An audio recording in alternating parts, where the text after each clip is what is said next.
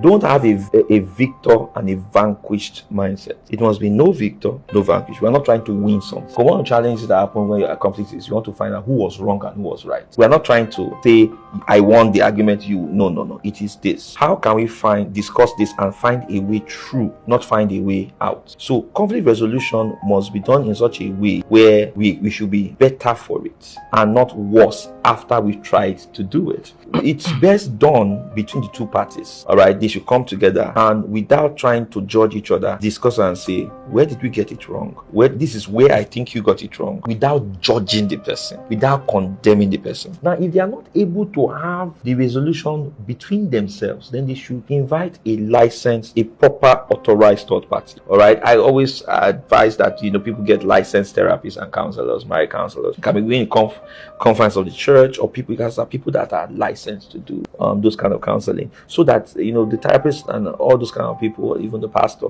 can let them see where they are missing it. Open their eyes to see, this is where I think you are missing it. This is where I think you are falling short, and stuff like that. Because conflict resolution is very important, because conflicts will arise in relationships. Conflicts will arise in marriages, and how successful those marriages will be is a function of how well they resolve those conflicts.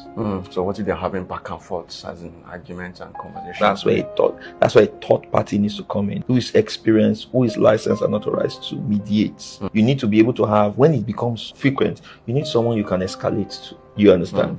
Because when there's I've seen that several times even in my ministry, when we have couples who are having issues, and when we escalate, we are able to look at the issue, dissect the problem. Because sometimes your spouse is not understanding why you are complaining. You are just arguing, but they don't understand why this is insistent. But when there's a third party who's experienced, who both parties respect, come and say, this is the issue. This issue.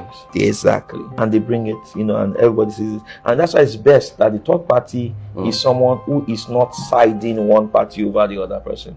It can be impartial, it can be clear, it can be very, very direct. So this is what the issue is, and provide clarity that both parties need. Now, this question I want to ask, I want to share a practical example out there before I go into the question, because I've seen a content online, a post online where the lady, they have been in a distance relationship with the guy for a while, for some years, they've not met and things like that. So they agreed, they discussed, they married. So the content leaked out where the lady was crying. She's in love with him, she has fallen in love with him so strongly, everything and all of that, but she's not happy because his manhood is not big enough to satisfy her, and it's not like what she wants and all of that, and she's more or less like she's doomed in the marriage and complaining, bitterly crying. So in that kind of example scenario, do you advise sex before marriage?